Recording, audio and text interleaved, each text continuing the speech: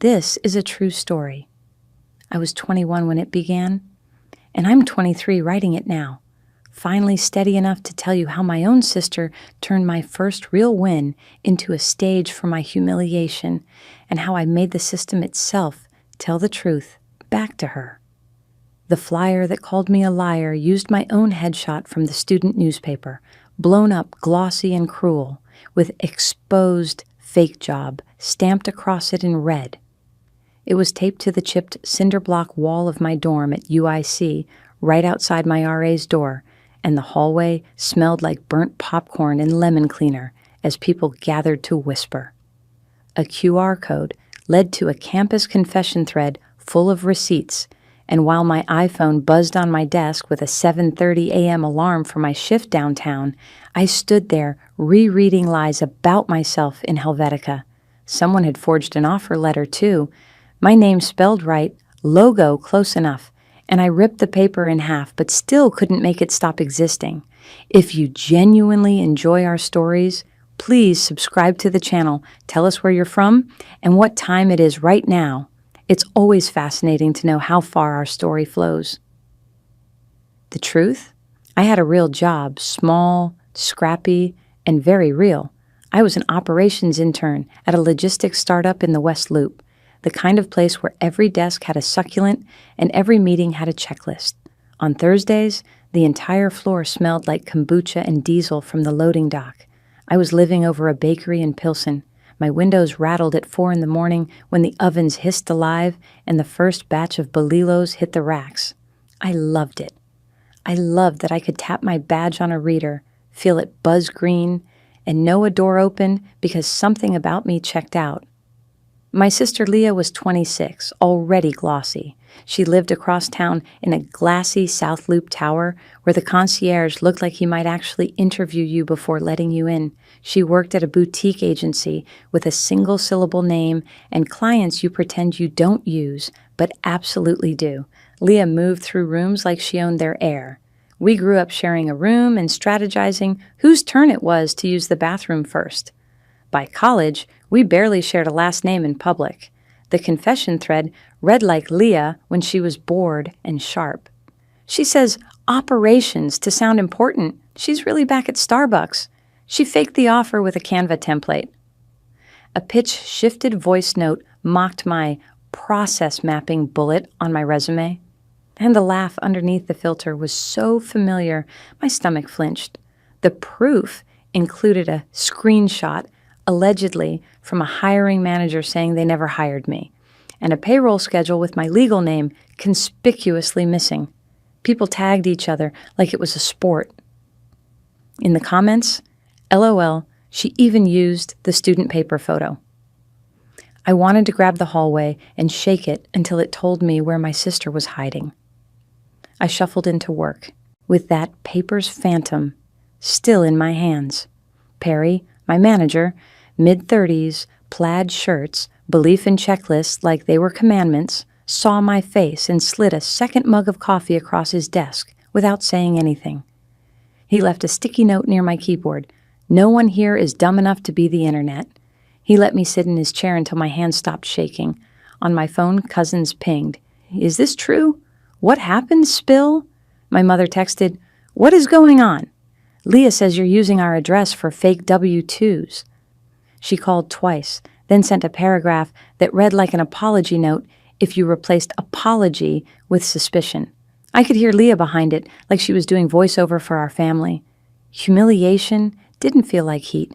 It felt like gravity, a drop elevator sensation inside my stomach while I stood very still. At La Colombe on Randolph, I ordered a draft latte, and the barista gave me the exact smile service workers give people they wish they could protect. On the Blue Line, 2 girls in DePaul sweatshirts did that whisper where they want you to see them whisper.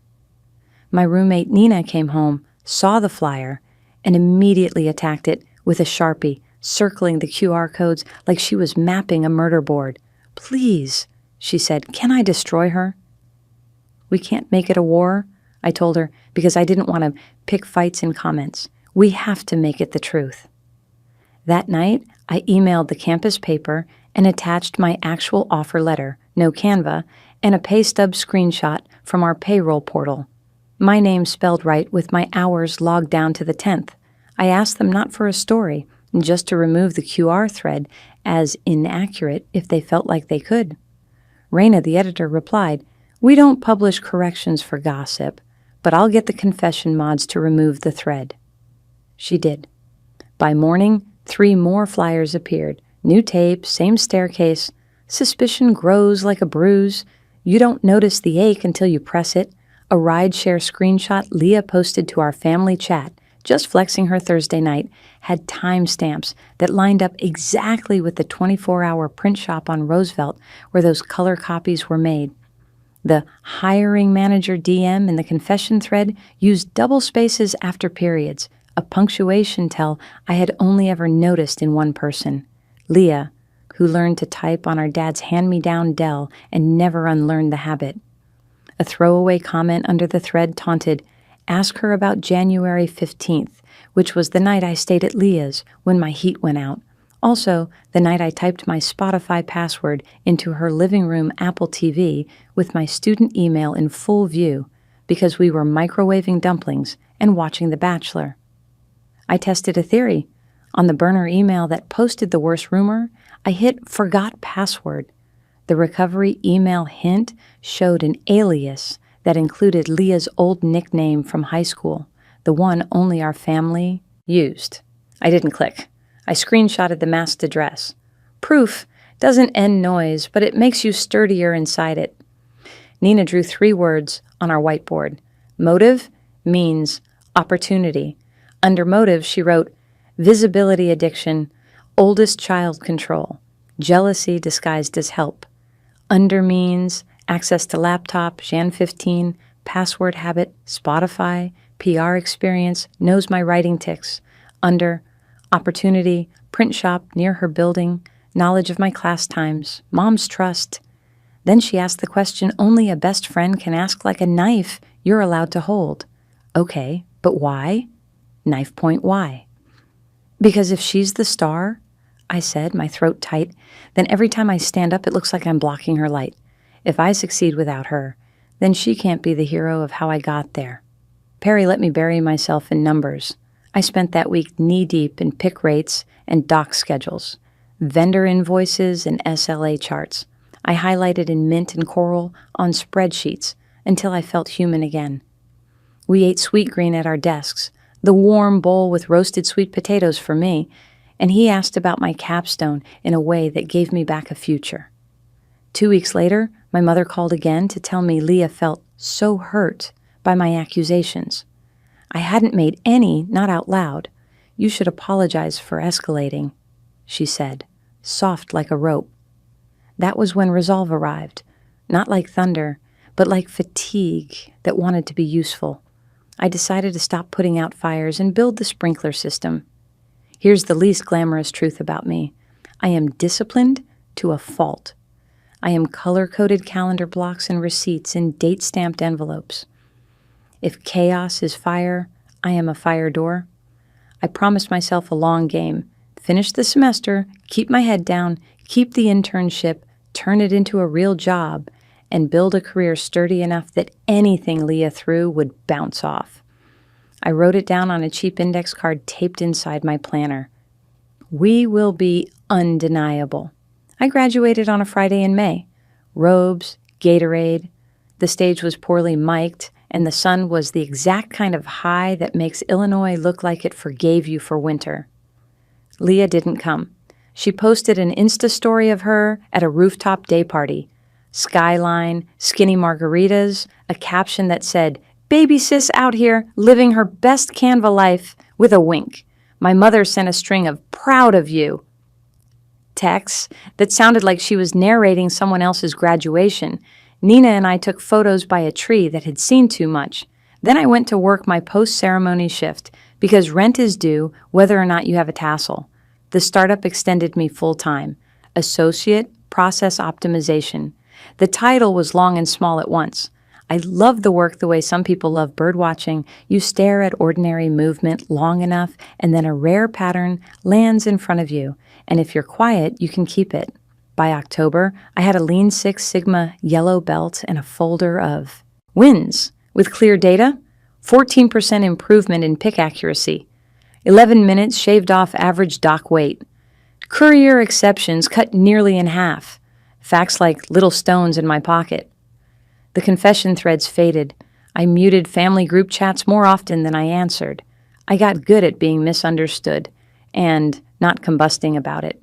2 weeks before Christmas, everything tilted.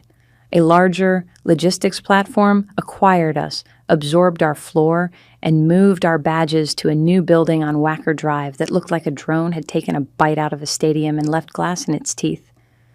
We got new laptop stickers, new email signatures, new portals I had to memorize like a new language. Buried in the vendor onboarding portal, on a page people usually skim, I saw a list of preferred agencies for a brand new marketing initiative. There it was, Leah's agency, shiny logo, and all.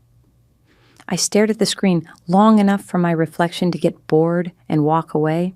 The new company needed someone to liaise between operations and marketing for a hybrid project, influencer kits that required real warehouses and forklifts to match Instagram timelines, pop-up return hubs tied to campaigns, reverse logistics for things creators didn't want to keep. "We need a translator," my director said, "someone who can turn GIFs into pallets." My name went on the RACI for Ops Lead Social Integrated. The day before the kickoff, I printed the vendor SOW and the service level agreement language and highlighted clauses for authentication, after-hours pulls, exception routing, and portal-only spend. Then I underlined penalties. I read them like other people read novels. We met Leah's team in a glass-walled conference room that made everyone look like fish. Leah arrived 10 minutes late with hair like an ad, a blazer with her initials stitched inside the pocket, and a smile that could be printed on bags as a brand. She saw me, blinked about half a second, and reconfigured her face into delighted surprise. "Oh my God," she said, arms open. "Small world." "Chicago's a grid," I said. "We were bound to intersect." The deck she presented was slick. Animated arrows, gradient backgrounds, influencer metrics stacked like Jenga towers, impressions, reach, lift. When it came to the parts that involved forklifts and cartons, she wrote TBD Ops in a condensed font. I made a note. TB don't. We were braided after that, my spreadsheets and her mood boards tied together whether we liked it or not. I became program manager for integrated operations after 2 months. Title bump, more meetings, heavier keys. Leah had the brand lead's ear and the agency boss's praise and a social battery that never hit red. She could turn a missed deadline into a learning loop, an overage into front-loading value. She was talented. She was reckless with rules the way charismatic people are. And for a while, that charisma worked. It usually does. Here's when I understood the shape of her power. It wasn't that she broke rules. Plenty of people break rules on projects without becoming villains. It was that she broke rules, then framed the break as necessary, and then framed anyone wanting rules as boring. In ops me. If I asked for a purchase order, she said, "We don't have time for the portal." If I explained the after-hours policy, she group-chatted the brand VP with a flurry of emojis and found the exception. The brand VP liked being needed. Leah made needing her feel like being a co-conspirator at a heist that harmed no one. This is important. Leah never looked like a bad guy unless you zoomed way out and added up the small costs the system paid for her shortcuts. The first seam showed itself on a Monday morning. 3 micro-influencers complained that they never received their creator kits. I ran the audit. The pick tickets had been approved by someone using a login labeled Laya.alt. The warehouse note said rolling forward per L. The SOW had 1 whole page forbidding alternate credentials. I printed the system logs and slid them into a folder with a tab that said Auth. It wasn't a smoking gun. It was a pile of concrete. That week, I started collecting like a museum curator, not hunting, not inventing, collecting. Handwritten receipts for boutique packaging runs, clipped to the clause, requiring pre-approval via portal. Text threads where Leah rerouted Rush pulls through a doc lead after hours, clipped to the paragraph defining the only method for exceptions. Invoices with the wrong format, the wrong cost center, the wrong approval path. I didn't say a word to anyone outside my team. Nina called it bottling weather. She said, "You can't change the storm, but you can measure it until the forecast has to admit you were right." Then the compliance slide arrived, beige as oatmeal. At a quarterly town hall, a man with a voice like an old dial tone read bullet points about conflicts of interest and proper vendor conduct. I watched people around me scroll weather apps under the table. At the very end, a small addendum popped up. If you have evidence of vendor misuse of credentials or after-hours pulls without proper approvals, please notify compliance. Reporting will not negatively affect your metrics. The slide looked like a warning label. To me, it was a map. I didn't run to HR with a personal essay. I wrote a memo titled Observed Variances for Sturgeon Contractual Controls. It had 6 clean examples, not 36, not 3, each with a date, a system log excerpt, and the exact clause at risk. It avoided adjectives like a food allergy. I sent it to my director and copied compliance and our brand VP at 8:02 a.m. on a Tuesday, because Tuesdays are when people have just enough bandwidth to read, but not enough to argue for sport. Compliance responded 2 days later with a calendar block. Clarify observations? The room had bad lighting and chairs with an angle you only invent if your job is to keep people awake. 2 compliance lawyers asked me questions like they were building a bridge from my mouth to their policy binder. "Are you alleging fraud?" one asked. "I'm alleging breach of process that creates risk," I said, and exhaled like I'd been practicing in yoga class I never took. "Any personal relationships we should know about?" the other asked. "My only relationship is the work," I said. And that was true in the room and mostly true in my heart. They nodded. Not as legal for will verify. Life kept looking normal while the audit engine hummed somewhere no one could see. I still took the blue line. The same driver still announced stops like he was doing spoken word. My mother still sent pictures of casseroles and asked when I was coming by Sunday. Leah still posted boss energy quotes with sunsets. In meeting rooms, she still made the brand VP laugh and made my team roll their eyes. And I kept collecting. I made a new tab in my folder labeled Spend, another labeled Hours, another labeled Auth Sunset. It was an arsenal without bullets, just paper and the right words. On a Wednesday morning in late May, HR sent me an email so neutral it could have been a landscape in Minnesota. Due to organizational changes, we're consolidating vendor-facing operational leadership. As of June 1st, you will be responsible for the Social Integrated Logistics Program. This includes performance management for internal FTEs and vendor-facing oversight. Attached, please find the updated org chart. I opened the chart. My name sat above a skinny box that dotted a line to Agency Strategy Senior Manager, Leah's title. I closed the door, stared at the screen like it might tell me whether the floor was about to drop, and called Nina. "So, you're her boss," she said. Not a question, like the universe was finally in on the joke.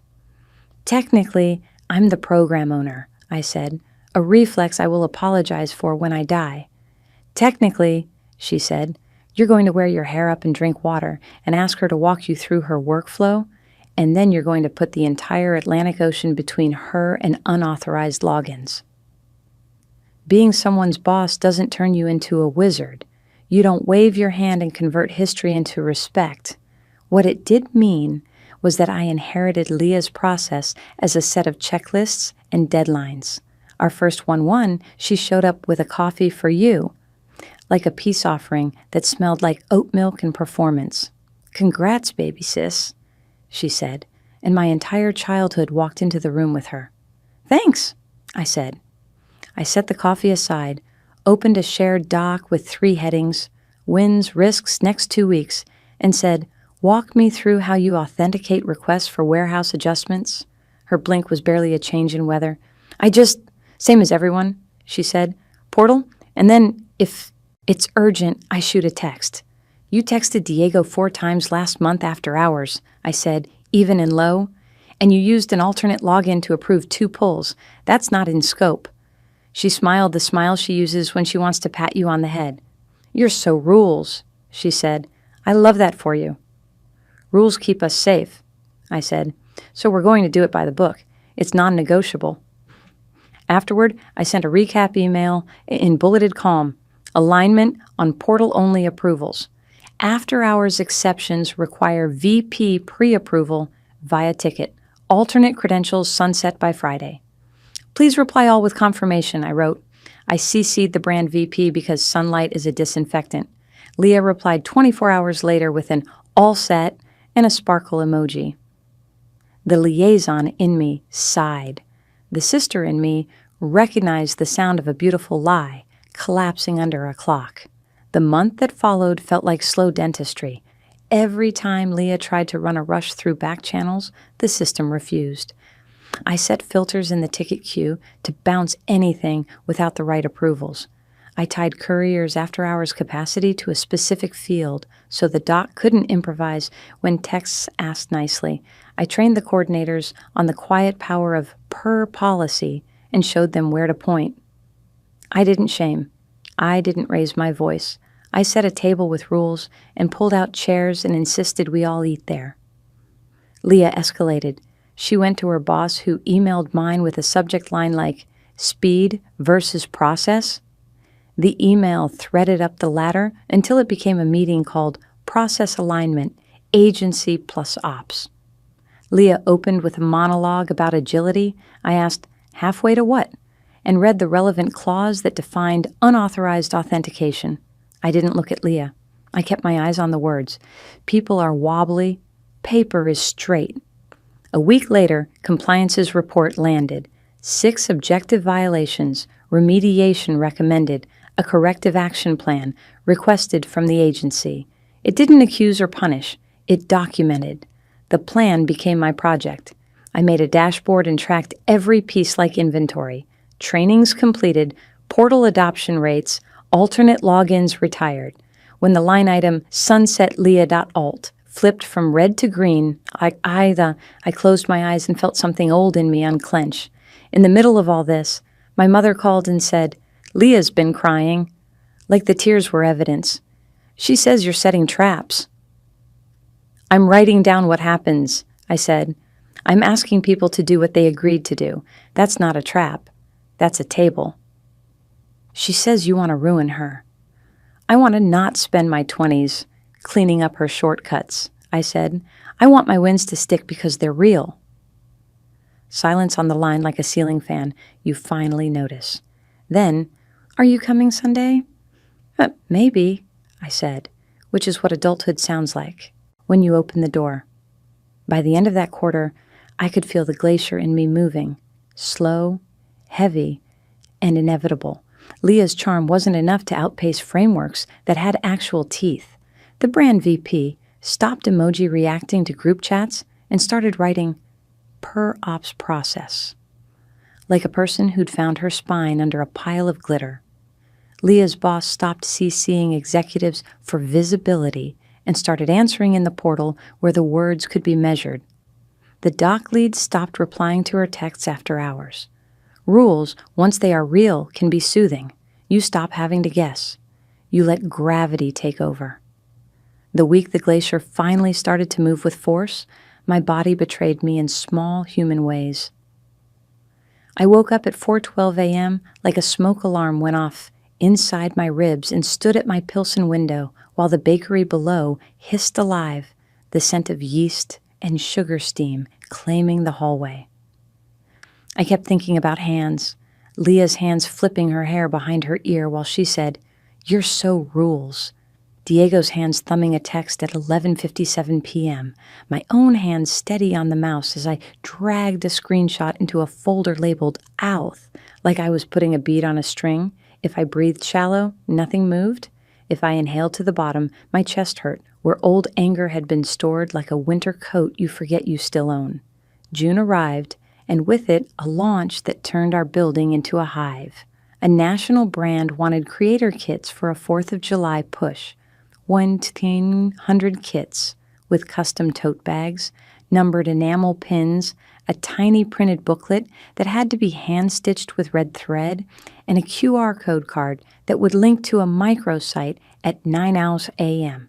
Eastern on July 1st. The brand VP's calendar blocks were a mosaic of crisis prevention disguising itself as enthusiasm. Leah's team promised surprise and delight, and a rolling wave of posts that would feel like fireworks.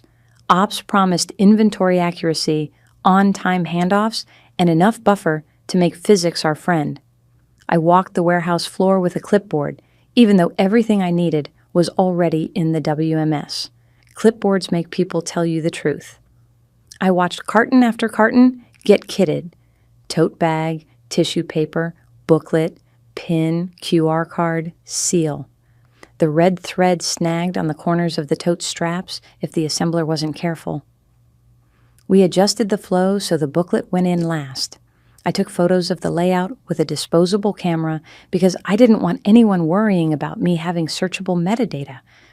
I counted by tens, wrote it down in a graph paper notebook, checked the counts against the scan guns, and then checked the scan guns against the portal. People think revenge is a thunderclap.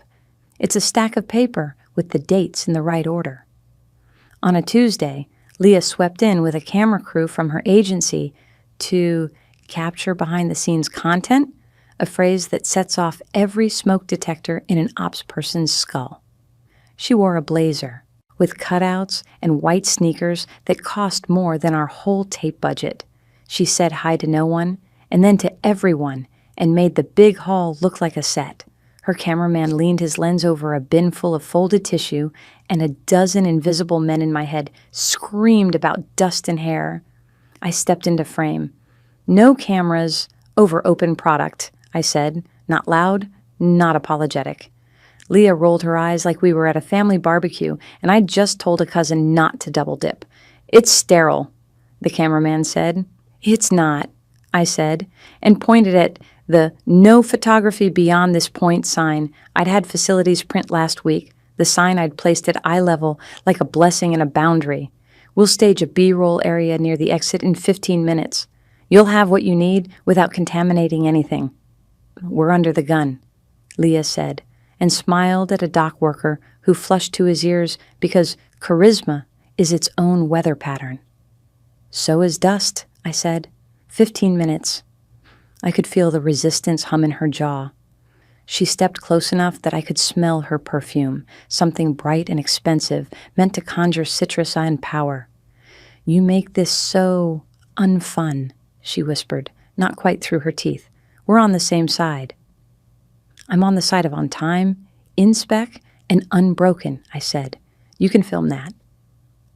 We staged the B-roll at a clean table near the exit, planted 5 mock kits that would never ship, and let their lens love us. We included a slow close-up of hands, tying the red thread. My hands. The camera guy asked for more light, and I reached for the overhead pull chain, like a person who lives in the room. And not like a person who was visiting for content. Later that night, the agency posted a teaser, 1-second clip on their story, blurred hands, shimmering tissue, captioned "Something big dropping next week." I sat on my couch with a grocery store burrito and a spreadsheet and felt the floor of my life hold. The sabotage, when it came, didn't look like sabotage. It looked like a favor. The day the kits left for the regional sort centers, someone from Leah's team messaged Doc Temp, new 22, a summer hire, asking if he could do a solid and load 4 extra pallets onto a truck bound for Atlanta just to get them moving. The portal still showed those pallets as designated for Baltimore, whose sort center paired with a different set of creators, meaning their QR cards linked to different tracking rules. The temp said yes, because when a confident person with a brand logo asks you to help. You want to be the person who helps. The truck left. No one noticed until it was my job to notice. I found the load discrepancy in the afternoon while my coffee went cold, a 4-pallet mismatch sitting like a wrong note in a measure I'd listened to enough times to recognize dissonance at a glance. When I checked the request trail, the system had no record. The erroneous move lived only in a text on the temp's personal phone, a violation so basic it made me mildly dizzy, like standing too fast. I called the carrier and rerouted the truck at the next hub, but there was still a 6-hour delay. In campaign math, 6 hours can be a week of excuses. I asked the temp to forward the message. He did, with panic and apology. The number came from a phone labeled Agency, Intake 2, unfamiliar to me with no signature. It came from Leah's area code. I called compliance and didn't need to explain what the red thread of this was. "Print that," the compliance manager said, and his voice had the flat kindness of someone who will carry a box down the stairs for you while pretending you're not moving out. I printed it. I added it to the OWL folder with a new tab labeled Texts, accompanied by a fill-in-the-blank I created for these. Who asked for what? At what time? By what channel? With what identification? Contradicting which clause? Consequence, measured in hours and dollars. 6 hours. A projected cost of $9,800 in rerouting and squad overtime, which I could back up with a rate card and a payroll report. The numbers felt heavy in the good way. They made my inner life click. When I raised it with Leah, she put on her crisis outfit, concerned eyes, open palms, the "we're all learning" voice. "That must have been one of my coordinators," she said. "We've had churn. I'll talk to them." "You'll lock your number," I said, "and you'll stop texting the doc."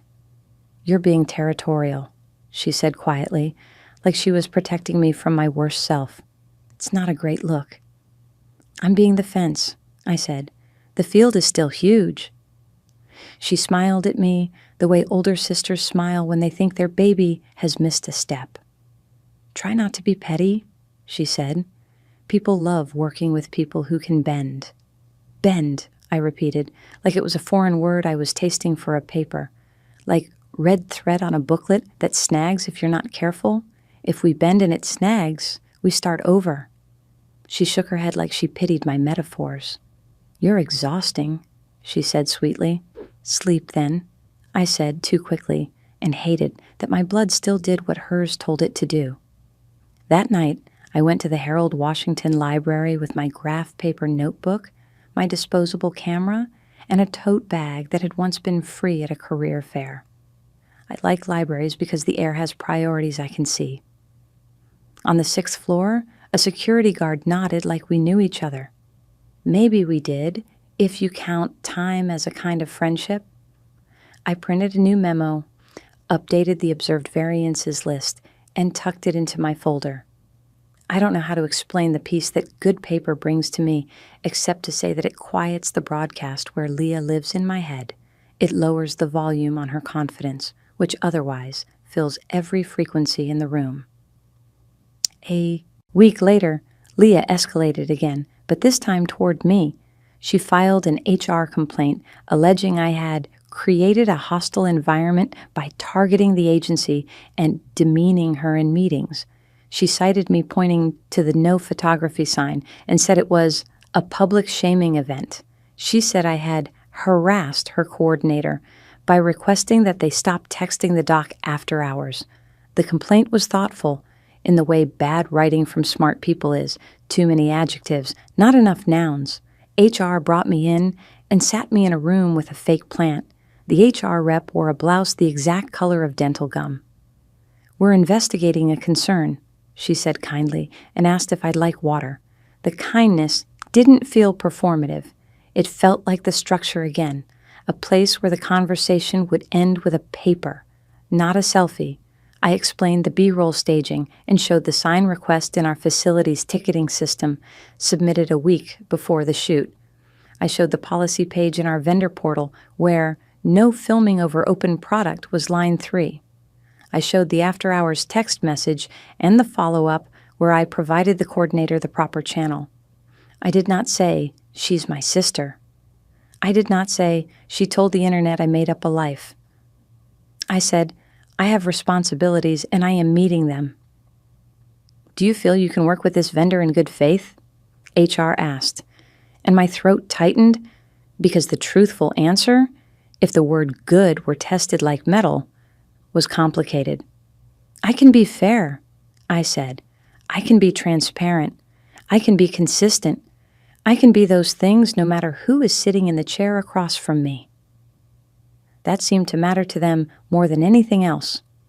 I left the room and sat on a bench under a painting of a meadow that had never existed and texted Nina, who replied, "You're made of scaffolding. I love that for you." I wanted to go home and sleep for 7 years. Instead, I went back to my desk and wrote a training for doc temps on how to reply to agency texts politely. It included sentence frames like, "Per policy, I can't do that without a ticket. Here's the link." I printed the sentence frames and taped them to the wall near the time clock. The doc lid took a photo of the printout and put it in the group chat. That night, I slept through till 7:02 a.m., and when I woke, I felt like my bones had been cleaned. July 1st arrived like a drum. The kits were where they needed to be. The microsite went live at 9 a.m. Eastern exactly. Leah's creators posted their reels and unboxed the pins and pretended we hadn't argued about dust. The red thread looked like a tiny artery on video. The numbers spiked. Our dashboard pulsed like a city seen from a plane at night. At noon, the brand VP slacked me. "Clean as a whistle. Thank you." I stared at her message and felt my face go soft in the way that scares me, like the part that wanted praise was a trapdoor. I typed back, "Team effort," because it was, and because I know the price of a good sentence. The next push was a back-to-school campaign tied to a charity activation. Donate a backpack, get a kit, tag 3 friends. It meant pop-up return hubs at 2 malls and a micro warehouse in a strip center in Skokie. The micro warehouse smelled like oil and new drywall. We taped floor squares and labeled them with painter's tape and Sharpies. I felt like a child allowed to draw on the floor and be praised for it. Leah came by and filmed herself next to the taped squares with a caption about building magic from the ground up. I smiled without teeth because we were, and because I'm trying to be the kind of person who can be happy even when the wrong person says the right thing. In August, the compliance report landed with a thud of finality, vendor violations confirmed, corrective plan in progress, next review, scheduled for QBR. They requested the agency provide evidence that alternate credentials had been sunset and that after-hours exception requests had run through the portal for 45 days. They asked for the agency's internal training plan and their attendance record. They CC'd HR and the brand VP and my director. No one CC'd Leah's boss, which was a choice or a mistake. I never assume either. I forwarded the email to Leah and wrote, "Let me know how ops can support your cap." She replied 47 minutes later with, "Already on it." The smiley made me sad, in the way you feel sad when you realize the person across from you believes in a future that math doesn't support. At home, I cooked a simple meal: rice, sautéed spinach, an egg, hot sauce, and ate it standing up at my counter. My mother texted a photo of Leah holding a niece on her hip and wrote, "We're having dinner Sunday. You two need to talk." I stared at the photo a long time. The way Leah held the baby was not performative. It was real. I thumbed a reply, "I'll try," and then deleted the words and put my phone face down on the counter. My apartment was hot, in the way that makes the window unit sound like a freight train. I stood in front of it and let my hair go cold at the roots. The QBR, the Quarterly Business Review, would be mid-September. Historically, it was a show and tell with performance slides and polite clapping and maybe a bagel. This time, I asked to add a live demonstration. We would run an after-hours exception request in the portal at 5:03 p.m., have the brand VP approve it, and watch the system call the dock and the carrier in the correct order, log the call, and initiate the billing code in the right cost center. I wanted to make the invisible visible. Our VP said yes with suspicion and told me not to embarrass anyone. "I won't," I said, and meant it. I don't like humiliation. I like gravity. I like a room realizing something together without anyone having to say, "Gotcha." In the week leading to QBR, Leah Girishe posted a story of herself in our lobby with a caption, "When your baby sis turns into a boss, you bring better coffee." People replied with heart eyes and family goals, and I felt like someone had planted a small bomb inside my molars. In our next 1-1, she arrived with an actual coffee and said, "For you," like the world had agreed we were playing at being gentle. "We need your training logs." I said, "Compliance will ask." "They didn't ask last time," she said, sing-song. "They are going to ask," I said, "and I'm going to look at them while they ask, because they will be on the screen." She pouted like it was a Friday night in 2008, and I wouldn't trade my last slice of pizza. "You're obsessed with paperwork," she said, but she sent the logs that afternoon. The attendance wasn't great, 6 out of 10, then 8, then 6 again. I wrote it down and didn't circle it in red. I don't need red ink anymore. I have timestamps. The Friday before QBR, I took a long lunch and walked along the Chicago River with my earbuds out. No sound but water against walls, tourist boats shattering sunlight, snippets of other people's lives floating past. And then I told him, "It's your turn to make the lunches." "We can't reshoot the whole thing." "Your aunt said, the will is in the freezer." I stood by the Bridge House Museum and watched a maintenance guy with a paper cone scoop a dead fish out of the water like he was tender toward everything, as if tenderness could be a job. I went back to work and finished my deck and didn't include a single sentence that would make Leah a villain. I stayed late and synced the portal with the test case we'd run. I slept and dreamed of grids, and in my dream, my feet stepped exactly on the lines with the joy of a person who loves a rule because it sets her free. The morning of QBR, I wore a navy dress with pockets and shoes I could run in. I braided my hair because it stays out of my eyes when I'm angry if I braid it. I put my badge in my pocket and felt it press against my palm like a small square of permission. I printed my deck and punched the holes and clipped them into a binder because people underestimate binders.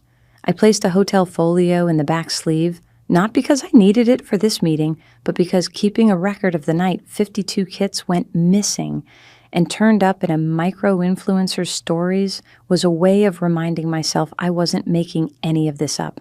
The folio had Leah's surname and not her first name. The room had been booked by an associate producer. The dates matched the night those kits degraded into content. I had not used it. I did not plan to. I carried it the way people carry saints. The room filled with the right people. Our VP, the brand VP, compliance, finance, 2 project managers, Leah's boss, Leah. There was coffee and fruit and a knife placed at a wrong angle on the platter.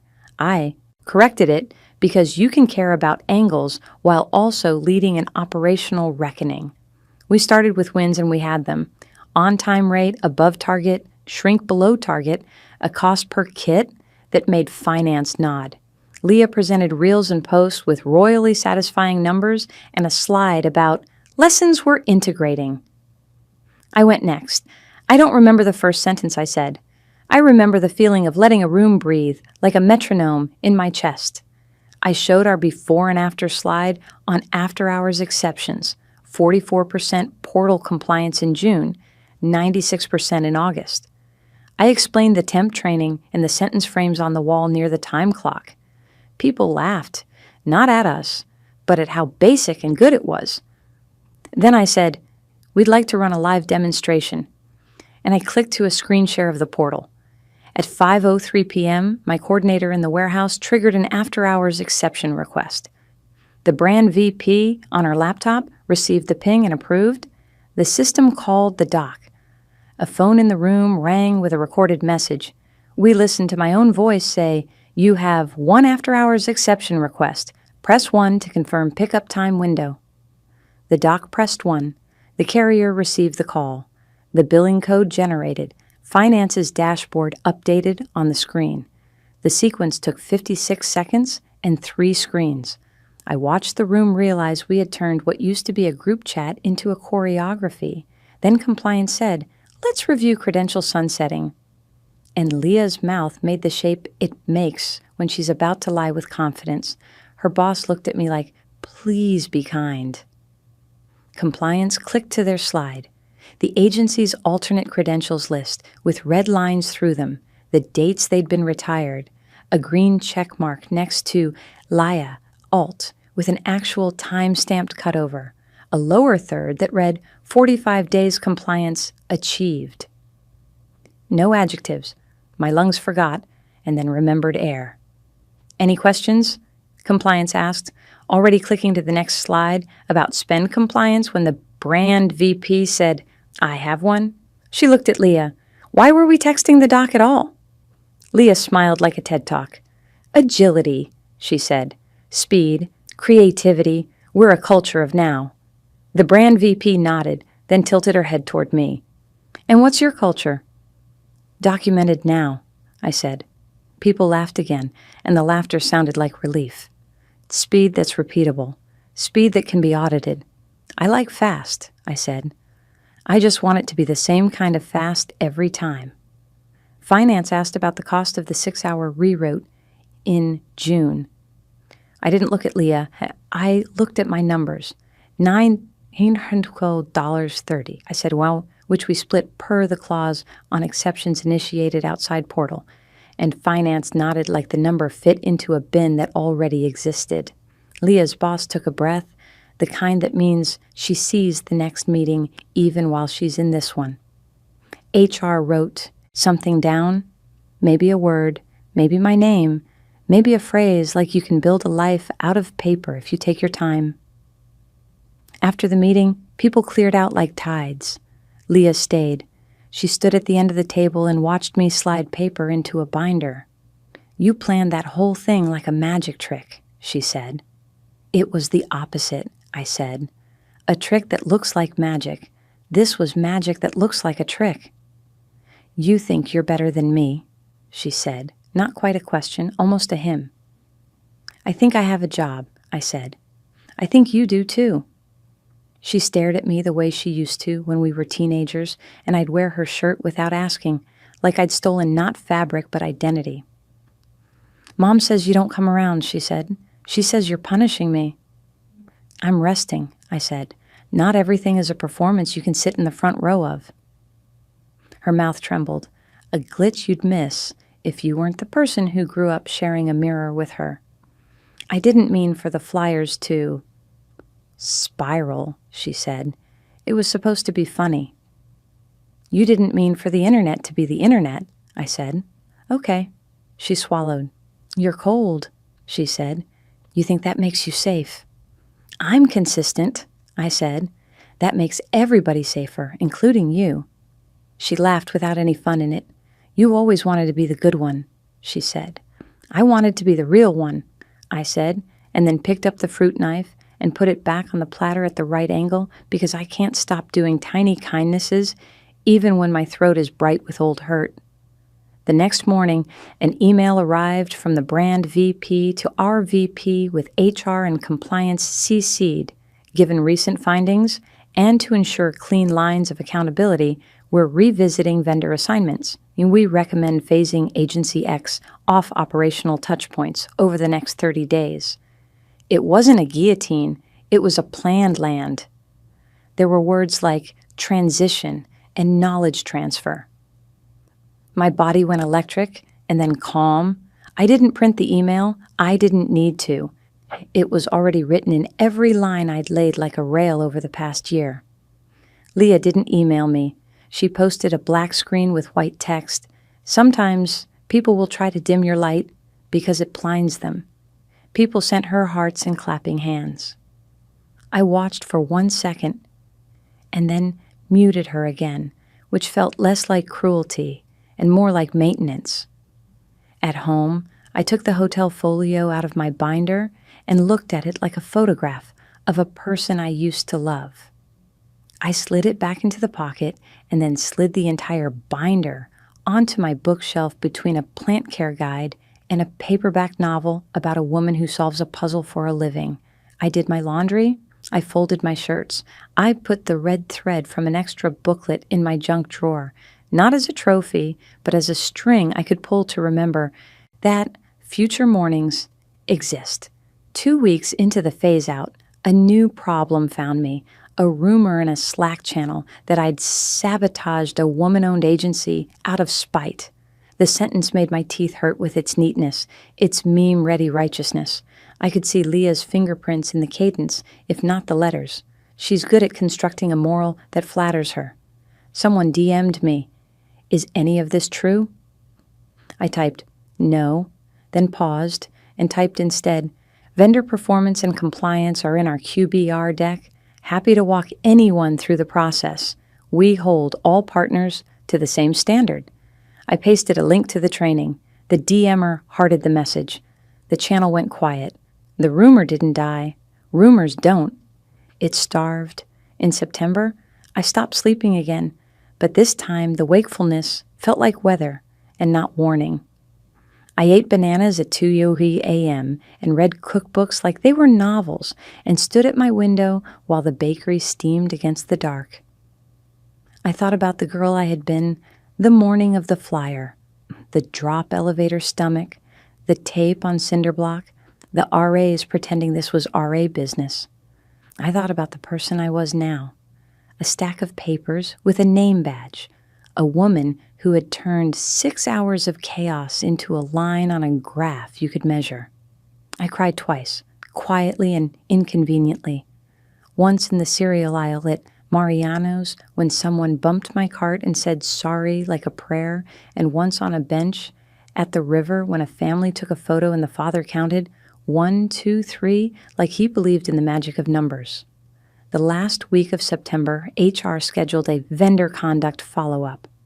The subject line was neutral. The body was a script. It said they would be meeting with impacted individuals to review findings and next steps. I wasn't invited to Leah's meeting. I saw her leave the conference room with a face like new glass, fragile, reflective. She didn't see me in the corner by the printer.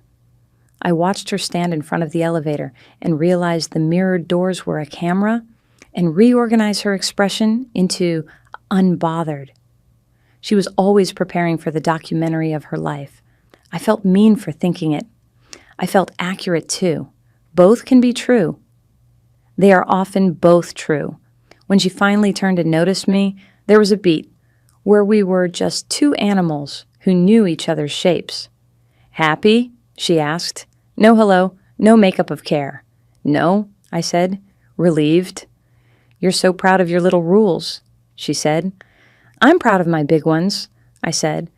"The ones that keep the temp from thinking he has to answer your 11:58 p.m. text to be good at his job." She looked like she might say something raw and therefore real. Then she looked at the camera of the elevator again and said, "You'll always be smaller than your binder." The doors opened. She stepped inside. I watched her reflection disappear into the seam. "That night," my mother called. She cried softly. Exhausted from being between two daughters with different definitions of love. "She says you took food from her mouth," she said. "She says you don't know what it's like to be the oldest." "I do," I said. "I know what it's like to be the one who cleans the kitchen after everyone eats." "I just want you to be friends," she whispered. "I want that too," I said, surprising myself with how true it was, and how much it didn't matter right now. "But being friends with me means you can't put my face on a wall and call me a liar." She was stupid. My mother said, "A small miracle. She does stupid things when she is scared." "So do I said, and meant the sentence, and felt some tightness in my neck loosen. October came like a clean sheet. The air got that knife-edge brightness that makes even alleys look like invitations. Our team threw a low-rent potluck in a break room with bad art and a soda machine that coughed. I brought brownies that I baked in a pan I bought at a thrift store, and Diego hugged me like we were on the same side of the fence. He said, "I like your sentence frames." And I felt that inside the way some people feel applause. A week later, Facilities slid a nameplate out of a slot on the agency row and placed it gently face down on a cart, El Santos. The letters looked small. The cart rolled away like a sentence ending with a period. I stood in the hall and thought about gravity doing its neutral job all day long, unthanked. I thought about a river choosing the channel you build for it because water loves the easiest path. I didn't pick up the nameplate. I wasn't the narrator of a moral. I was a person with a meeting at 2:30. I went to my meeting. I showed my deck. I listened when the dock lead said the new cut-resistant gloves were one size too small. I wrote down, "Order a size run." I sent the request to procurement. I checked the box when it shipped. I walked back to my desk and thought, this is what revenge looks like when you do it right. It looks like doing your job and making yours the job the system prefers, and then letting the system hold the door. What I didn't expect was the birthday party. My aunt decided, in the way aunts do, that we would have a family dinner for Leah's 28th at an Italian place on Taylor Street, where the red sauce stains the menu and the waiters pretend to be cross with you if you don't order the special. I almost said no. Nina said, "Go," in the voice you use to tell someone they should see the ocean. So I went. The room was loud with people I love. Leah wore a sweater the color of cream and pretended not to see me until I was already hugging my aunt. When she did, she tilted her head, assessed my outfit like we were still sharing a closet, and then kissed the air next to my cheek. We sat at opposite ends of the table like a treaty. The bread arrived, and I ripped a piece with my hands and buttered it like I could generate mercy with dairy. Halfway through the night, a cousin pulled out a cake with candles already lit. We sang. Leah smiled, real and wide. She closed her eyes to make a wish. I wished for nothing on her behalf. That felt like progress. After, in the alley that smells like onions and wet cardboard, Leah followed me. "You won," she said. "There was nothing to win," I said. "You're the boss," she said. "I'm a boss of a small corner of a very specific world," I said. "I'm also not a judge. I'm not a jailer. I'm a person who wrote things down." She laughed. "You're so boring," she said. "I like boring," I said. "Boring is what lets babies sleep and planes land." "You're going to be alone forever," she said, cruel in the way she knows how to be when she wants to hit a seam. "I am alone right now," I said, "and I'm okay." She flinched like she didn't expect me to agree with her worst gifts. Then she said softly, "Do you ever wish we were the kind of sisters who—" And then she didn't finish, which felt like the most honest thing she'd said in years. "Every day," I said, and we stood in the alley not looking at each other, like teenagers in a fight they don't have the words for yet. When I got home, I opened my junk drawer and took out the red thread. I ran it between my fingers like floss, like a small, steadying ritual. I thought about the last chunk of this story and how it was coming whether or not I wrote it. I thought about the thing I needed to do next, not to punish her, not to hurt anyone, but to put a frame around the truth so big that even our mother could see it without squinting. I pulled my binder off the shelf. I slid out the hotel folio and tucked it into a fresh plastic sleeve with a new tab, Events. I printed the QBR slides again and wrote in the margins the way I do when I'm trying to see if a math problem has another solution. Who did what, when, who knew, who approved, who paid, who corrected, what we learned, what we will not do again. I wrote a final sentence at the very end of the last page. We didn't have to lose anyone to do this right. The next morning, I sent a calendar invite for a post-mortem and playbook with the brand, finance, compliance, and, importantly, Leah's agency off the invite, not as a snub, but because the document would be our internal spine. I used the phrase templatize and scale because those words open wallets. I included in the pre-read a one-pager with the sentence frames for doc temps, the portal demo link, and the CAPI summary. I included one new section titled Boundary Story, where I explained, in neutral grammar, why we don't answer after-hours texts anymore. I attached a photo of the sign near the time clock. I thought about attaching the bakery schedule from my building just to show that life is made of arrivals and proofing and heat. I didn't. At lunch, I walked to a small park on Polk and sat on a bench in the shade of a tree whose name I didn't know. A kid on a scooter beeped at a pigeon like he was co-authoring a book with it. My phone buzzed. A text from my mother. "Sunday brunch?" I typed, "Yes," and meant it, and then put the phone away like a person who had put her anger back on the top shelf to settle. Across the street, a woman carried a cake box, careful as a heart. I watched her cross. I watched her make it. I breathed all the way down. The war had become a workflow. The battlefield was a conference room. My weapon was a binder. I was almost ready to end this the right way. Almost. There was one more lever to pull, one more door to open with the badge I had earned, one more room where the system would be required to say out loud what it now knew by muscle memory.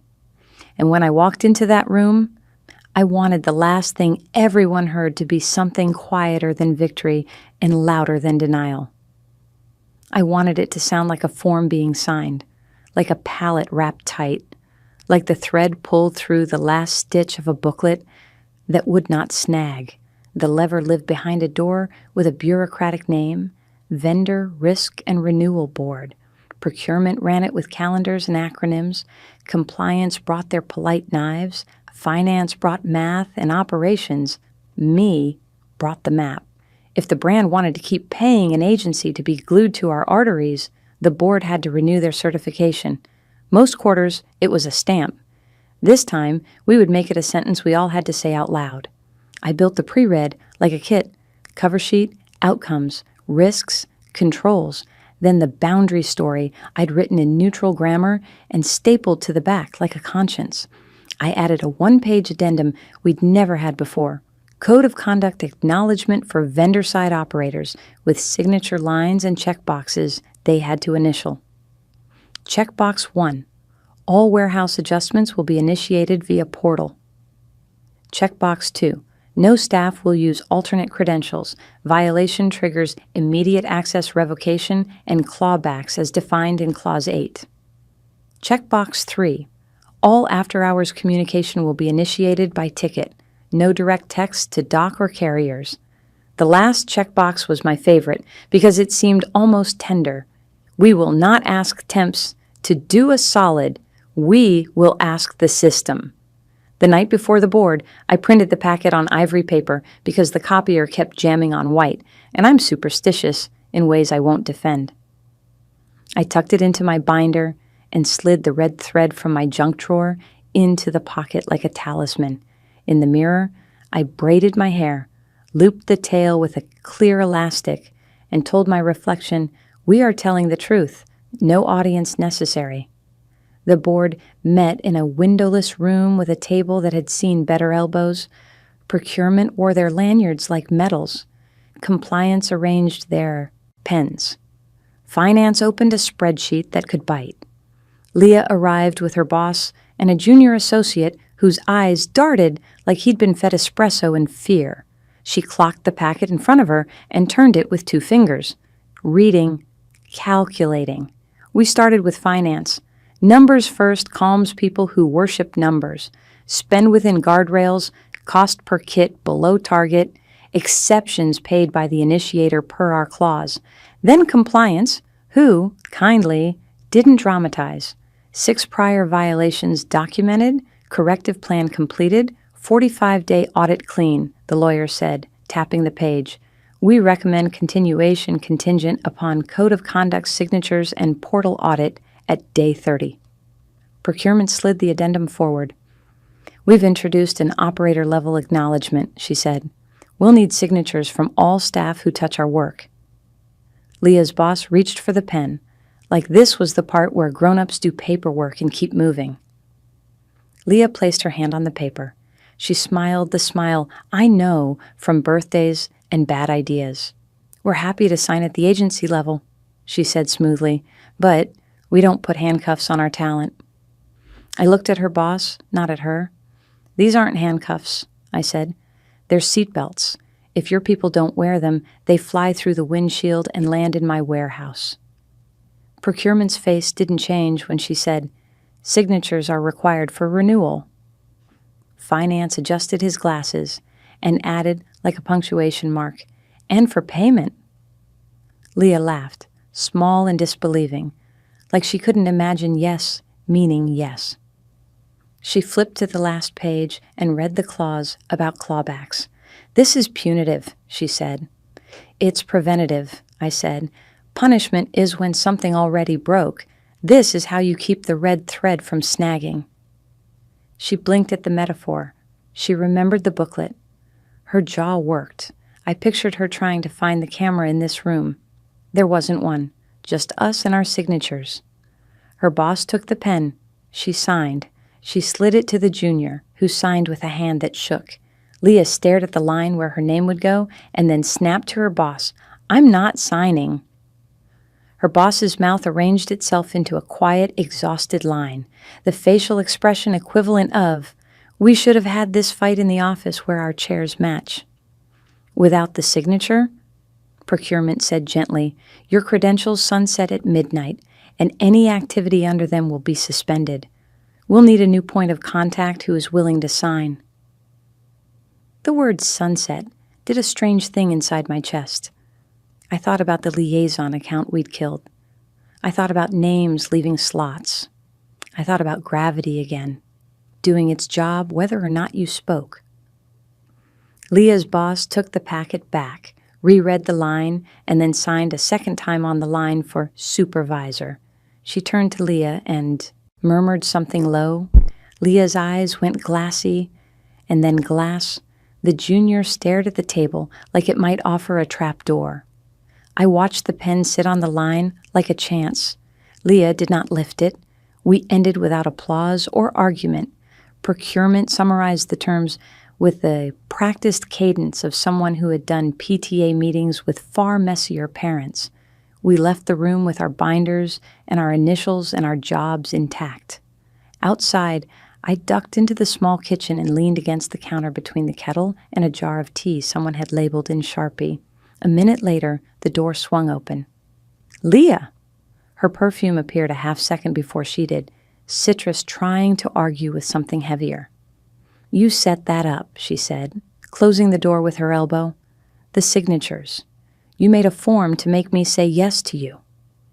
"I made a form to make you say yes to the system," I said. "I'm just the woman who will love the system even when it's not sexy." "You enjoyed that," she said, looking for gloat on my face like lost keys. "No," I said, and I was shocked by how true it felt in my mouth. "I enjoyed the quiet after." She looked for once like she might believe me. Then she smirked. "Does it feel good, baby sis, being the boss of the room?" "It feels like a seatbelt," I said. "Annoying until you crash." She stared at the laminate floor. "Mom thinks you hate me," she said, so soft I almost didn't catch it under the hum of the mini fridge. "I don't," I said. "I can't. I hate what you do when you get scared."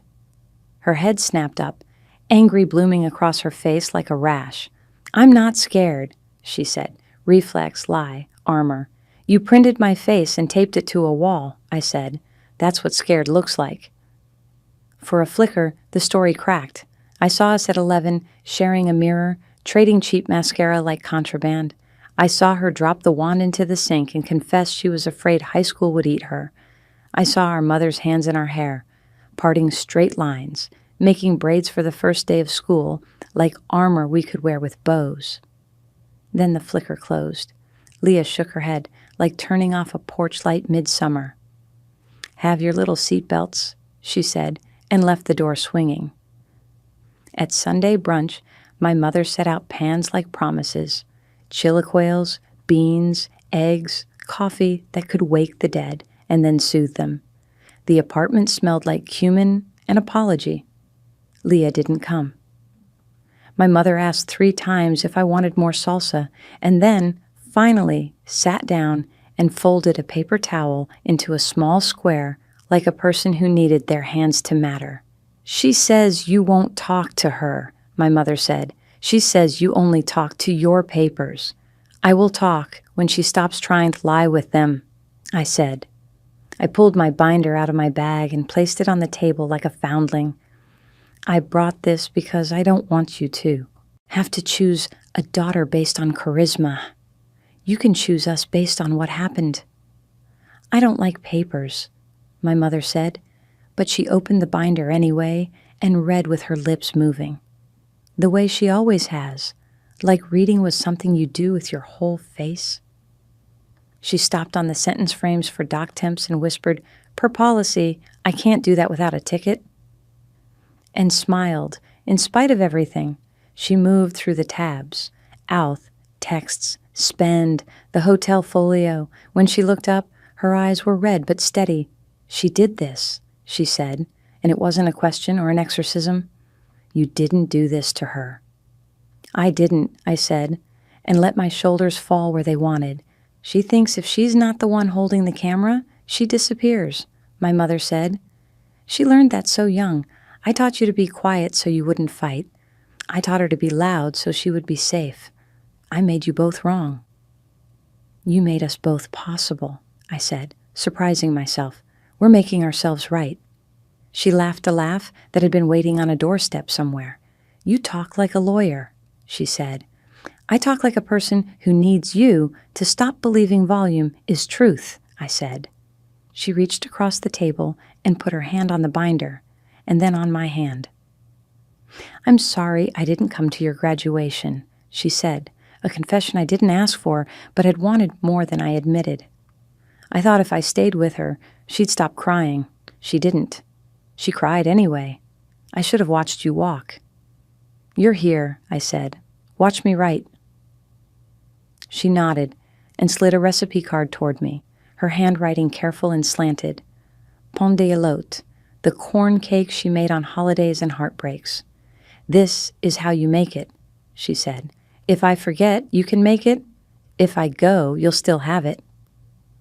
It felt like a clause, without a penalty, a policy for love. The agency limped through October. The junior signed. The coordinators signed. Leah never did. She was removed from our day-to-day transitioning accounts. Their email said, which is corporate for folding clothes in a suitcase you didn't pack yourself. The brand put the larger work out to RFP. I sat on the evaluation panel behind procurement, not allowed to talk, but allowed to score. I wrote my numbers and watched as shops with less swagger and more spine told us exactly how they would build their seatbelts. On the day the award memo went out, new agency selected, transition over 60 days, I walked to the river at lunch and stood with my hands curled over the rail. Tourists pointed at buildings and argued about whether the corncob towers were apartments or parking. A fly landed on my wrist and I let it sit for a full 2 seconds, like letting something small be small on purpose. When the wind shifted, I could smell caramel from a cart and tar from a roof somewhere. Chicago has a smell layered on a smell. I love it like a person. I ran into Leah 2 days later at a Mariano's because the city is smaller than our grievances. She was in the baking aisle, holding a bag of sugar like a prop. We saw each other and did that silent choreography where you decide whether to perform or to pass. We performed. We stood beside the flower, between brands promising unbleached goodness and rising power. "You look tired," she said, the insult disguised as concern we both learned from relatives who loved us wrong. "I sleep," I said. "You took the account," she said flat. "The board did," I said, "and the brand, and the clauses, and the clock." "You think this makes you a good person," she said. "This makes me a person who gets the pallets to the right truck," I said. "The good part is between me and whoever does the accounting on souls." She stared at the shelves. "Mom says you brought her papers," she said, smirking, staging. "How? Librarian of you." She read them, I said. She smiled at my sentence frames. She would, Leah said, and for once the smirk fell away, and I saw the shape of her mouth without intention. She always liked homework. I always liked turning it in, I said. We stood there long enough that a stalker had to angle a dolly around us and said, "Excuse me, ladies," like a poem about moving on. I reached for the cornmeal. Leah reached for the same box. We both laughed, startled into sisterhood. I let go first. "You take it," I said. "I have a recipe card." "I was going to try pain d'alote," she said. "For Mom." "Me too," I said. She looked down at the box like it could tell her if we were doomed to be mirror images until we died. "We don't work together anymore," she said. "We never did," I said softly. "We overlapped." She nodded, as if conceding a chess move neither of us enjoyed. "Do you ever think about who we'd be if we'd stayed in the same room?" she asked, eyes on the shelf, voice small. "Every day," I said, and let the red thread of that truth run through us without trying to knot it. When I got home, I made the cake, because instructions are how I tell love to show up on time. Butter, sugar, eggs, corn, flour, baking powder, salt. I read my mother's script aloud like a spell. The batter slid into the pan like a promise. While it baked, I opened my binder and slipped the code of conduct acknowledgement into a fresh sleeve. A new tab. Renewal. I wrote in the margin, "The opposite of revenge is routine." The cake smelled like childhood and affordable joy. I took it to my mother's and left half on Leah's stoop with a note that said only, "For Sunday." The note wasn't a handcuff. It was a seatbelt. You can buckle it yourself or ride without it. Gravity isn't personal. November brought a new agency and a quiet office. No one said Leah's name. In corporate dialect, nothing is louder than not saying a thing. My team kept moving. Gloves in the right sizes, a new scanner gun calibration, a policy about tissue paper and cameras written in simple sentences, even a guest would obey. Diego taped the per-policy sentence frames to his locker like decor. A temp asked for a shift trade via the portal and added "thanks" in the note like the system could feel it. I finished a performance review that called one of my coordinators excellent at making the invisible visible, and when I wrote it, I felt like I was handing a mirror to the person I had been at 21, telling her she wasn't crazy for wanting to live in a world that made sense on paper. There was one more room I had to walk into, not because the story demanded it, but because the part of me that loves endpoints wanted the ritual. HR requested a final close-out conversation, and I arrived to find the same fake plant, the same dental gum blouse, the same kind voice saying, "We just want to make sure you feel supported." They thanked me for my documentation. They told me, gently, clinically, that the agency staffer who refused to sign had been removed from the account. They told me that a note would be added to our vendor records, past non-compliance remediated, operator-level acknowledgement required for all new staff. The person's name wouldn't live there. The pattern would. That's what systems remember. "Anything you want to add?" HR asked. "Yes," I said. "Could we add the sentence frames to the vendor portal too, not just the doc?" She smiled. "I like that." On my way out, I passed a facilities cart loaded with nameplates, face down. I didn't look for hers. If it was there, the letters would be small. The cart would roll them to the supply closet where all the old names go, to wait to be reused or recycled into anonymity. It wasn't my job to pick them up anymore. Winter came early. The bakery's windows fogged from 4 a.m. to noon like a heartbeat with a schedule. I'd leave my building and see the glass sweat and feel the warmth push at the cold in the doorway as I passed, like the city was exhaling and letting me breathe. I started running again on the lakefront path, slow as a thought, because my therapist, who I finally let into the story, said the body remembers safety in motion. I ran until the red thread around my wrist, I tied a short piece there after the QBR because I am dramatic for myself, went damp with sweat and darkened like a secret no one needed but me. On the last Friday before winter break, a campus newspaper, different campus, different kids, we work with interns, ran a story about rumor culture and how it eats girls. A student quoted an operations manager in Chicago who said, "The solution to chaos is a workflow with a soul." I had not said that to a journalist. I had said it to a room of interns eating pizza off a spreadsheet. It made its way into print anyway. I clipped the paragraph and taped it inside my binder because I like relics that remind me language can travel farther than we plan. I passed Leah on State Street once in December.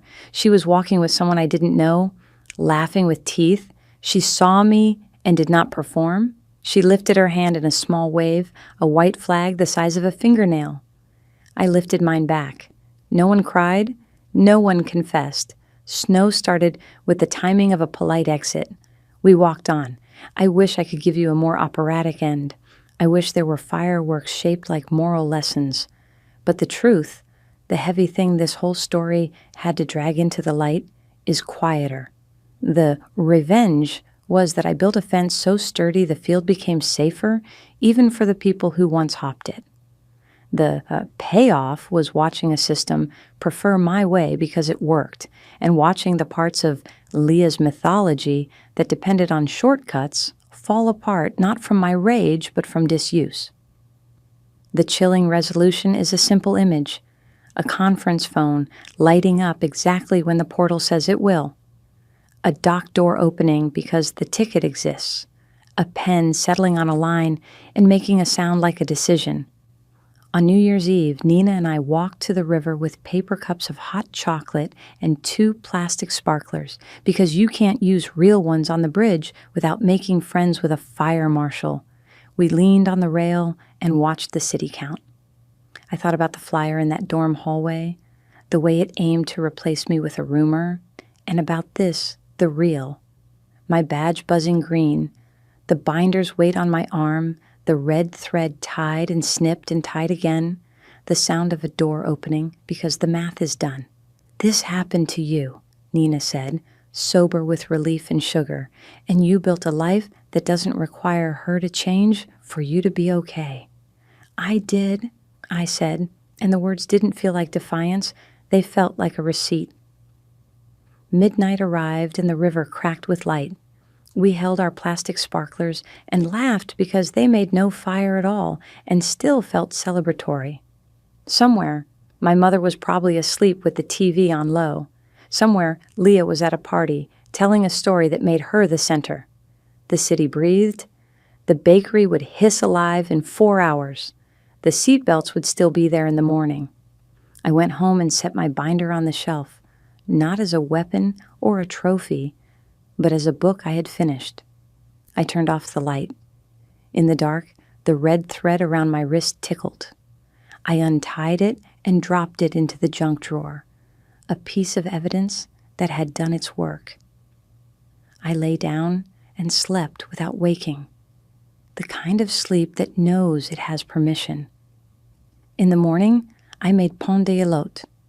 I wrote the date on the recipe card in my mother's careful hand. I walked it across town, warm in my mitts, and left half on Leah's stoop. Not a peace treaty, a routine. I rang the bell and didn't wait to be seen. On the way back, my badge hummed green at the office door. Inside, the phone rang at exactly the time the portal said it would ring. I smiled and let gravity do the rest. The end